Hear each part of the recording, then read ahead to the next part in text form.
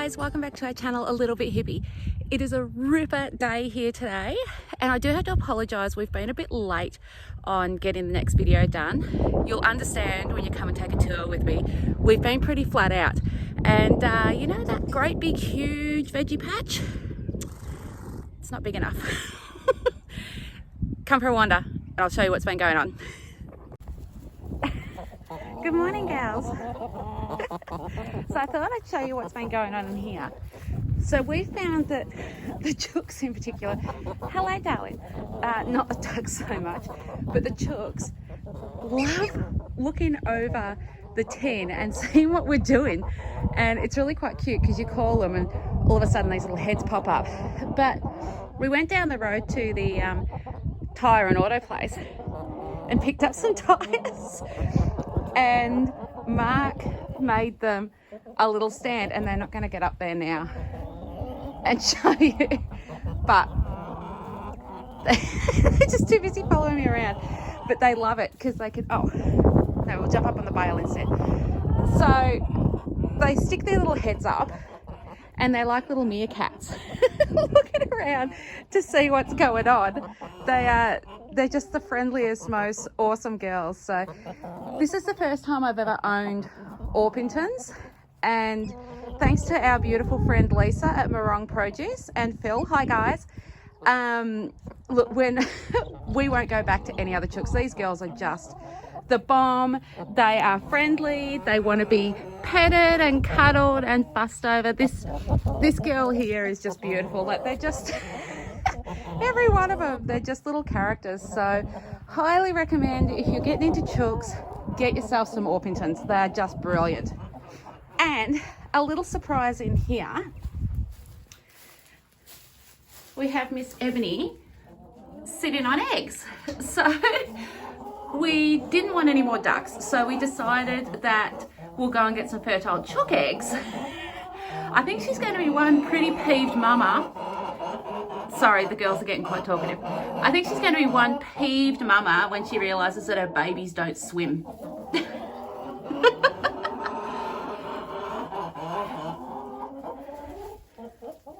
And say goodbye, gals. Say goodbye. The little olive trees that we planted out the front of the chook run, they're all a dwarf variety. They've thrived.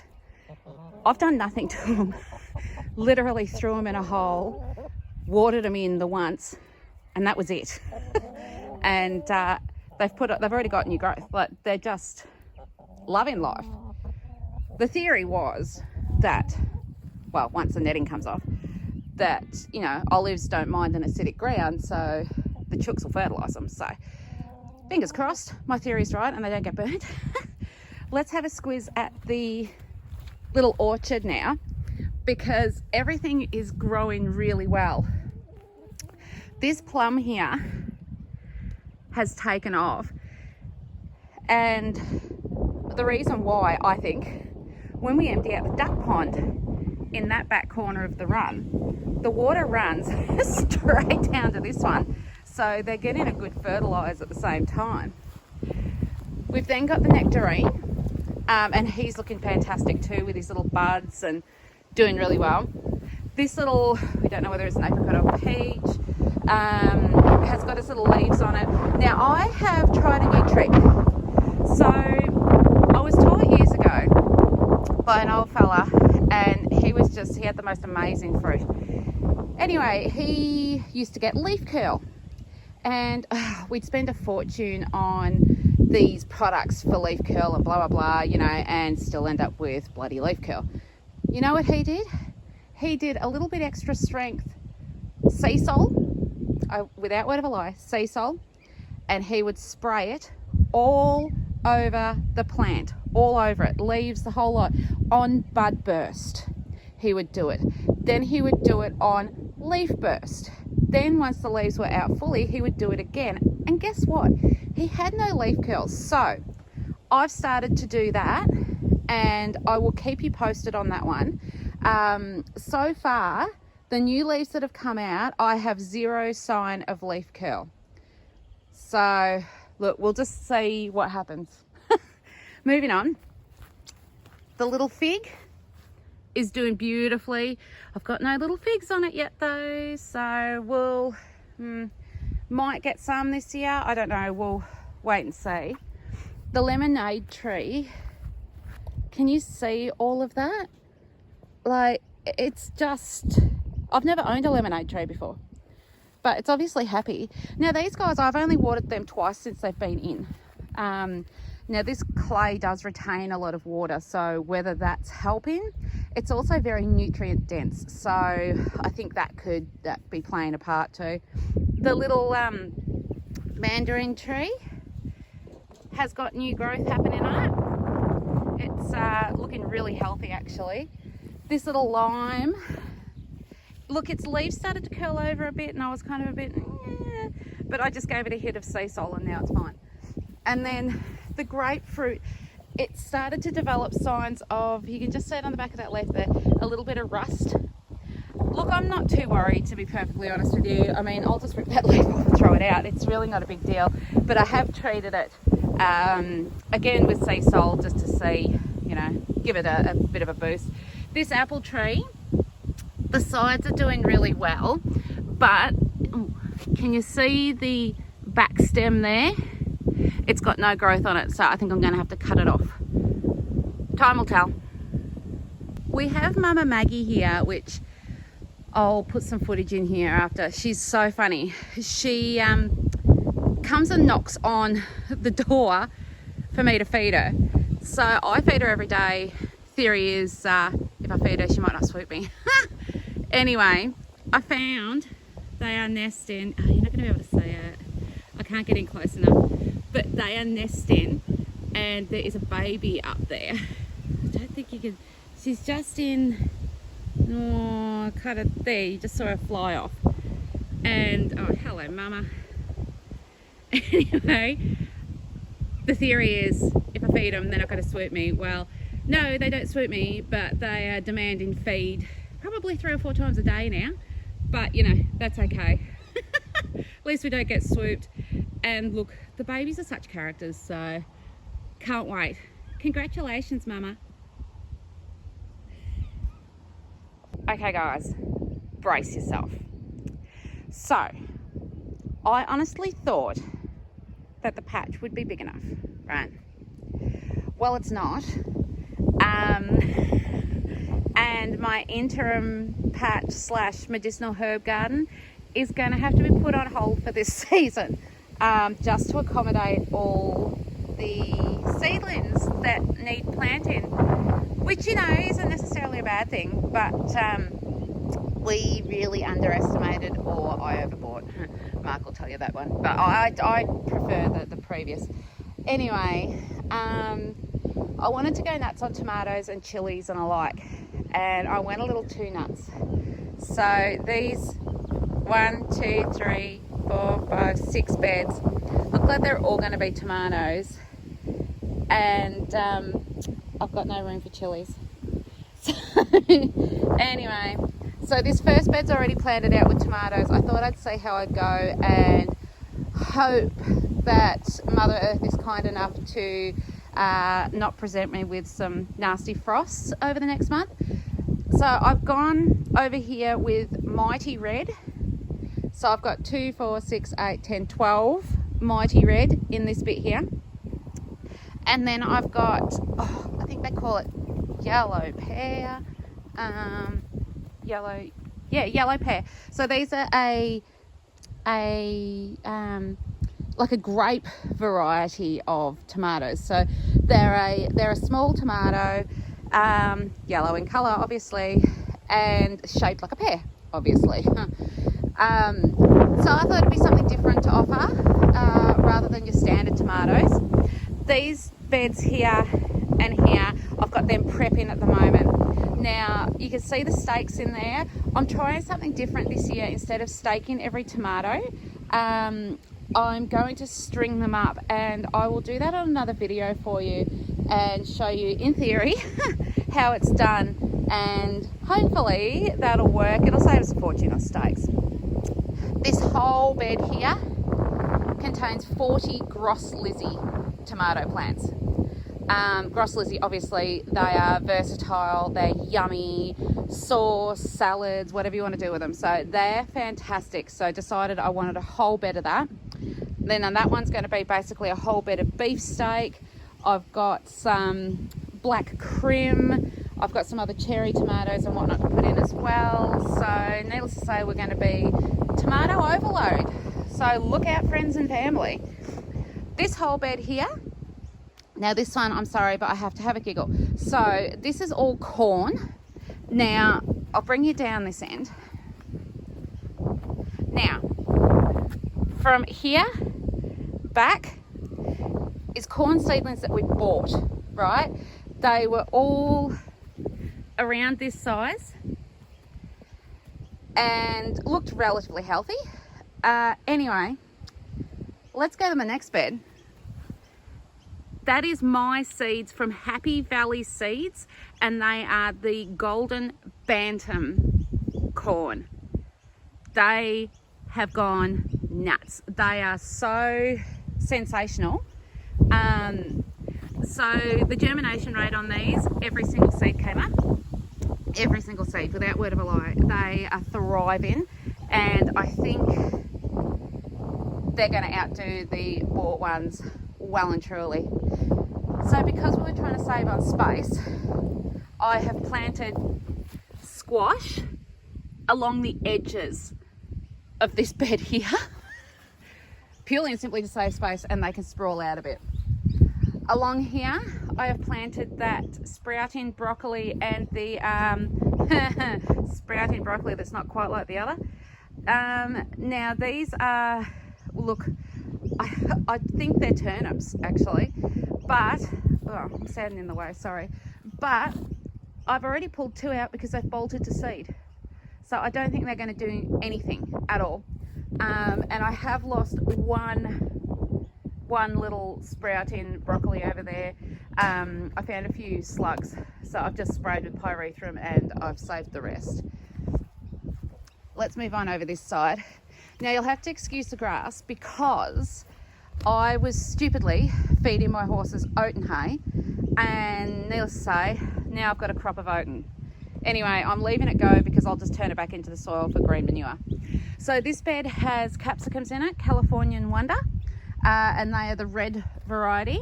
Oh, are they red or green? Oh, they're both.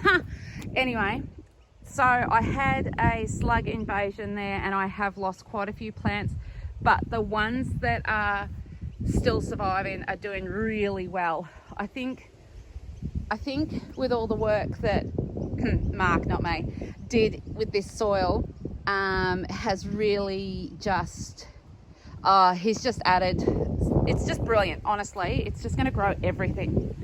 Anyway, pak choi. Do you remember the pak choi? So unfortunately some of them have gone to seed, and I don't need any seeds, so that the chooks will just, here, let's pull it out now while I think of it. Oh, that one's got seed too, so that one can go. And that one. Oh, and that one. You watch this. They look like a bunch of velociraptors running to the fence. They're a bit cute though. Hey girls. Bookers.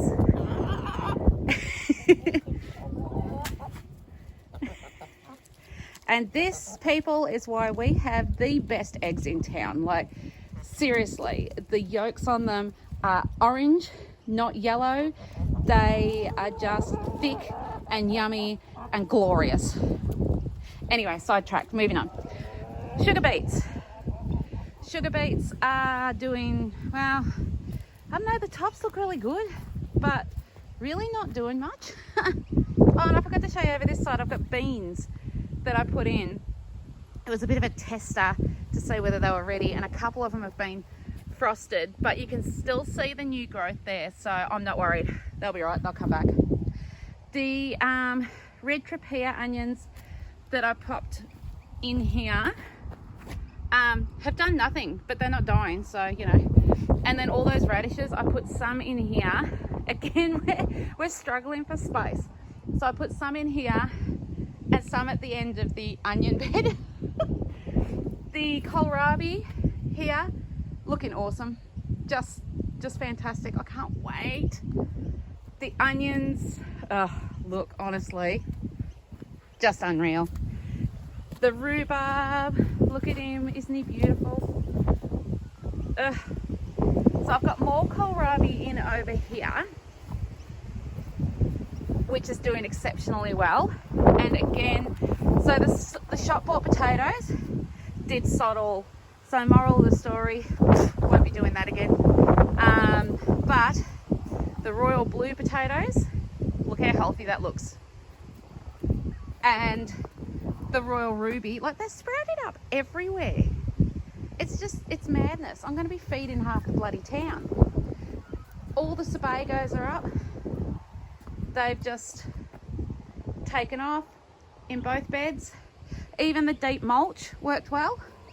I'm really happy with that because I wasn't sure whether I'd smothered them trying to protect them from the frost. I went a bit overboard, but they've poked through. The bunching onions, they're not really doing much. I'm not worried. They either come on or they don't. And the kifla potatoes, all looking amazing too. And the little rhubarb on the end. We're pretty happy at the moment. It's just, everything seems to be taking off.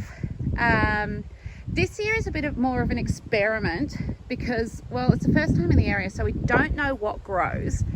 And we thought we'd plant a little bit of, well, everything, honestly. And I've got this little journal that I keep notes in of what I've planted, when I've planted, what works, what doesn't work, and alike. And then I can look back at that each season in the years to come and go, oh, okay, Gros Lizzie tomatoes were crappy here in this area, but the beefsteak did really well. So next year I won't plant Gros Lizzie, I will only plant beefsteak, you know, and that way the giant veggie patch that needs expanding now probably won't need expanding next year. That's the theory anyway. We timed it really well yesterday, planting the tomato seedlings in, and we got a decent downpour last night, and it was sort of a consistent rain. It wasn't a heavy, nasty, destructive rain. It was a really nice soak-in rain, and in the end we got, what, 4 mil. So that's not too bad. We'll take that. It's at least enough that I'm not going to have to water for a couple of days, so I'm pretty happy with that. Now let's go into the hothouse and I'll show you what's been going on there. Okay, let me adjust while I defog.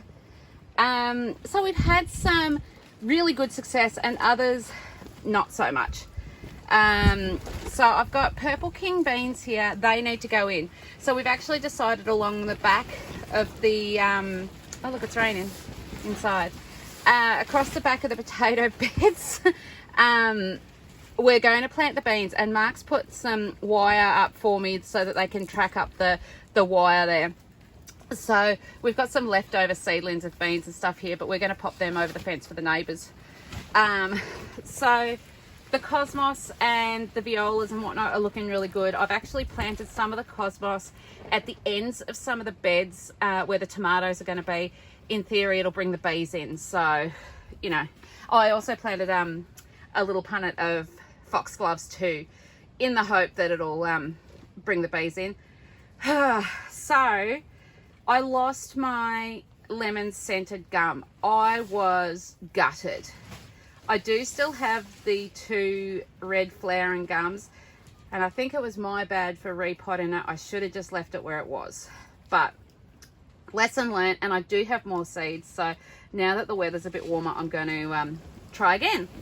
So that's our seeds that are left over. As you can see, like, they're just so healthy. The golden bantam corn, they're just so healthy. I'm hoping they're not going to be quite as big as the normal sweet corn, yet still have the same amount of cobs, if that makes sense. We'll see what happens anyway. So I've had no action from the mullein. I do have 1 yellow Gros Lizzie that's come up, but the strawberries still haven't come up yet. The apple cucumbers, nothing yet. The butternut pumpkins from Peter, I think I've got 2 that haven't come up, and the zucchinis haven't come up yet either, so I'm thinking they might be duds. The chilies, the long mild chilies. I actually saved them from a friend that gave me some, and they haven't seemed to do anything. The celery, it's all looking healthy. I think it's time I'm going to have to divide it. The calendula, do you know what's funny? One has just randomly started to pop up now. I don't know. Again, I'm thinking I planted the seeds too deep. And remember that comfrey? Well, look, 2 of them now.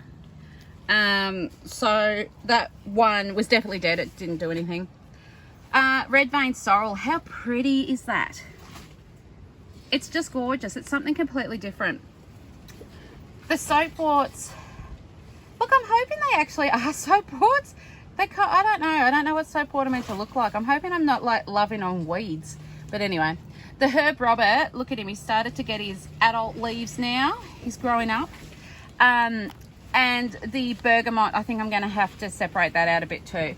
The feverfew's looking huge, and I'm going to have to put that in the garden soon. I do apologise for the noise. It's actually really windy outside today. The sunflowers, look at that.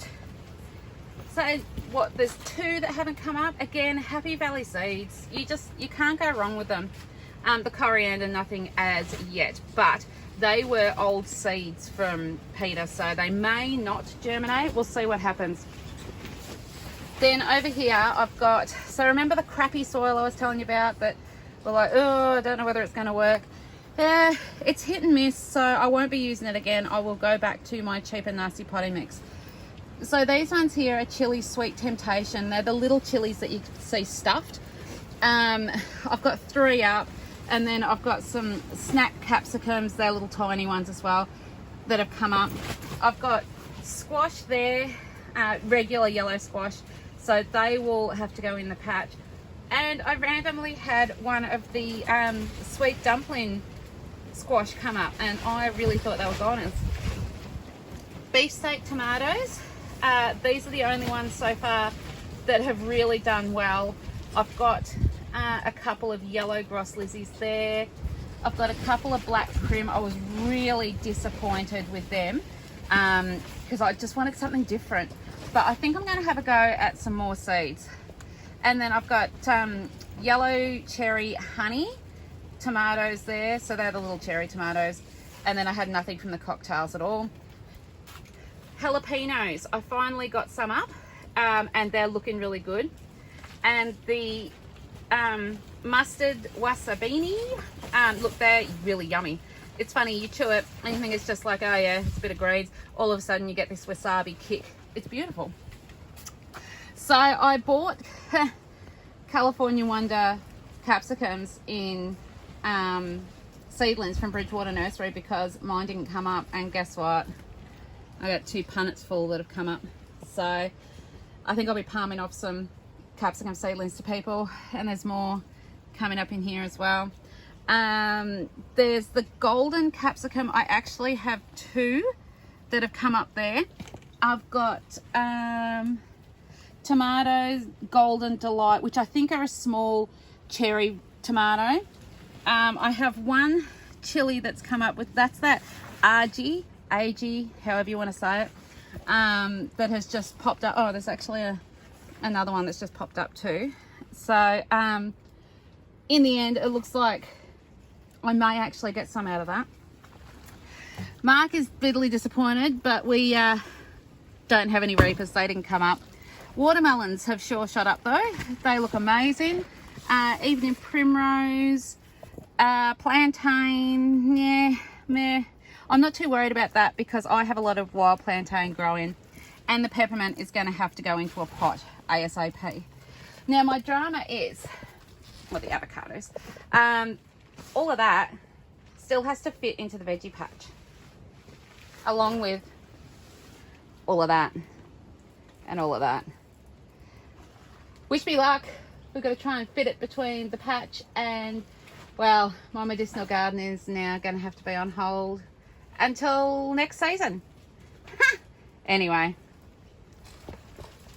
so I want to share something a little exciting with you because I'm totally and utterly thrilled. Are you ready for this? Let's see if I can find it. Can you see that? I've never successfully grown cauliflower. I've never really given it a go, to be honest, so I'm pretty stoked with that. This lot as well are starting to develop heads. Now, I did remove the Brussels sprouts because they did nothing and were bolting to seed. Another bit of a giggle here. So we finished the radishes, which were divine, and shared some with our neighbours. A while ago, I just randomly threw in some carrot seeds and nothing happened. Well, guess what? They've decided that now is the time to germinate. So we'll see what happens there. And to be honest, I can't remember what variety they were. They were either a baby or a ball type. The beetroot here are looking fantastic, and you can just see they're starting to develop underneath there. So fingers crossed they will keep going and they won't be too woody. So while we're over this side, I should have told you, we planted some cucumbers along here. Now they are the Purchse cucumbers. So if you suffer from heartburn and acid reflux and the like, these are the cucumbers for you, along with the apple cucumbers. These are low acid, so much better for you.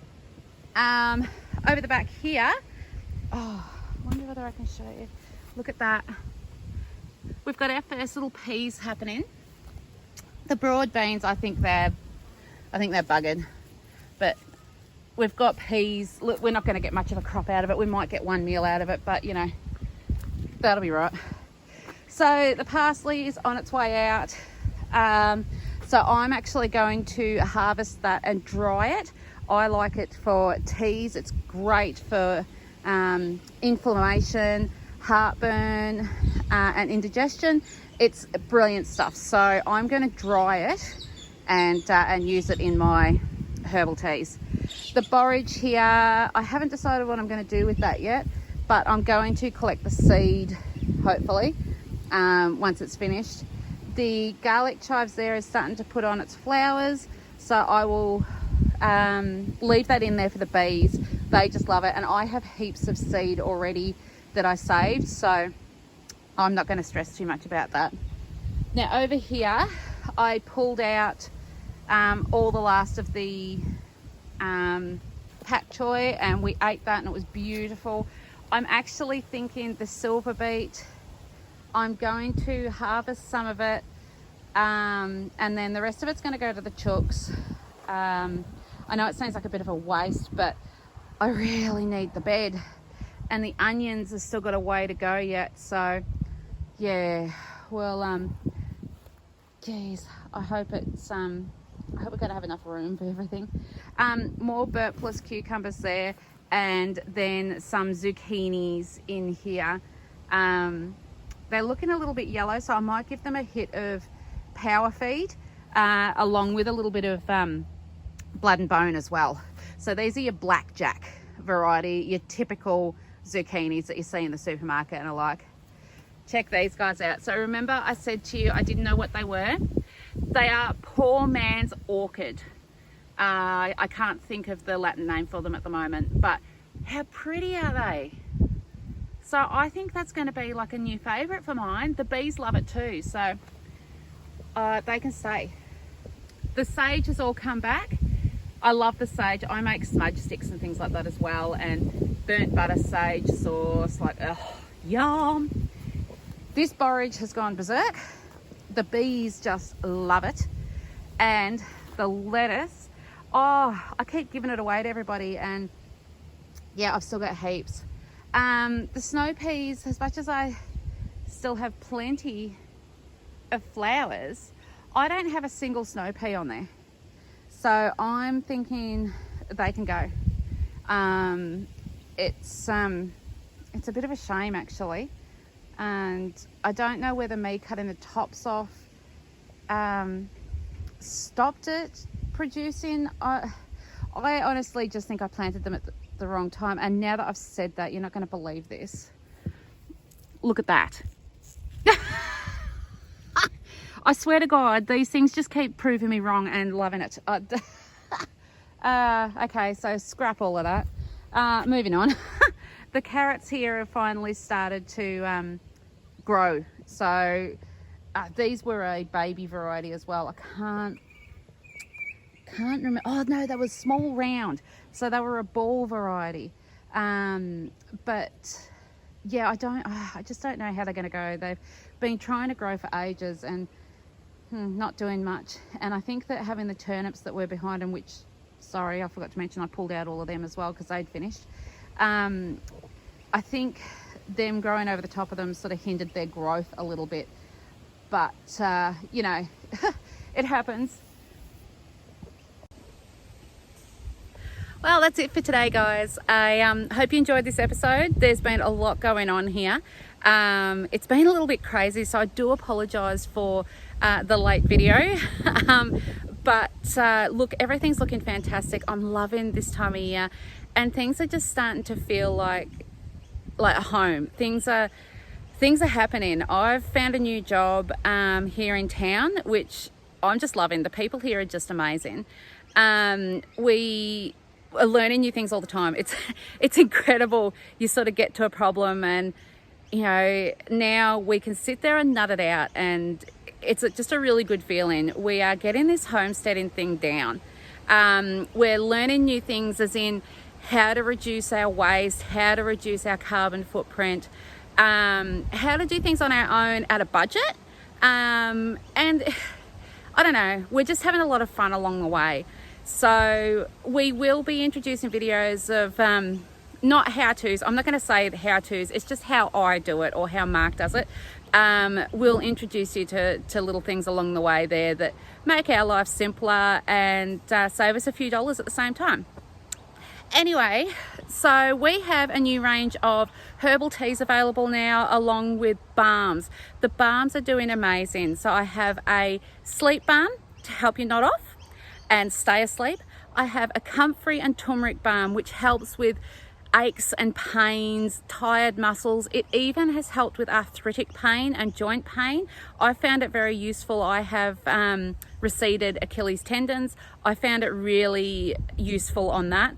We have a Calendula balm, which is excellent for dry and irritated skin. You can use it all over. It's also safe for children and adults. All of my balms are safe for children and adults. I just wouldn't use the comfrey and turmeric one on children, only because it's an anti-inflammatory thing, and you know, kids are kids, they're still growing. So anyway, and the third one is the Plantain balm, which is excellent on small wounds, grazes, burns, bites. It helps to draw out infections. Anyway, pop on over to the Facebook page. You will find them all there. If you have any questions, message me. You can leave a comment down the bottom here. I love hearing from everybody. I hope you enjoyed today's episode, and I will catch you next time. And until then, remember, live life to the fullest, love beyond words, and laugh like no one can hear you.